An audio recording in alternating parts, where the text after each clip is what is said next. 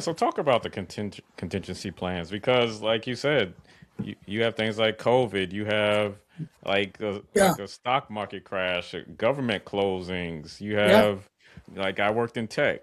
Like tech is laying people off left and right.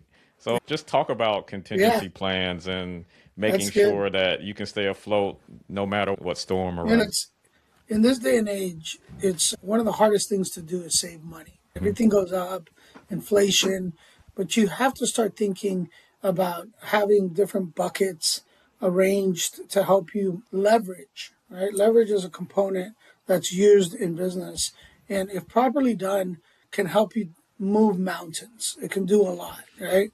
But you can't always depend on everything that you make to be able to pay for everything. You need to be able to have some money set aside and working for you. You're gonna find ways to have money working for you so that you have the money saved and the things needed in case something were to happen. And your financial advisors and planners will tell you you need to have 6 months reserves. It's easier said than done. But if I build a third arm of income that's coming through, right, irrespective of what's happening with my business, that third arm of income becomes my contingency. And I start putting that money that comes from my investments in different buckets that are going to help me.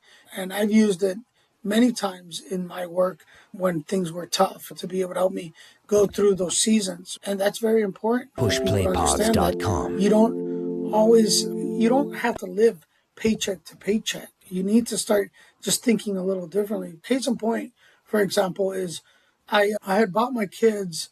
I have three kids, and I bought them. I actually have four with my stepdaughter. And I bought them a life insurance policy, and it was a policy that was generating cash value. In the course of about 3 or 4 years, that started building, and it had a nice chunk of change. I took a loan from those policies at a very low interest rate. I think it was like 4%.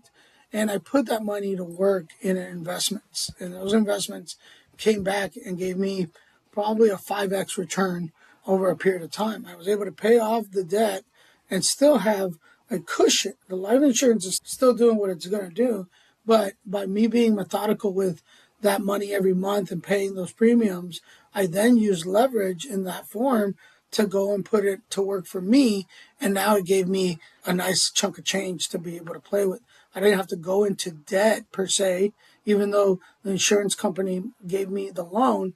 It was a very small interest to pay for the gains. And that's called arbitrage.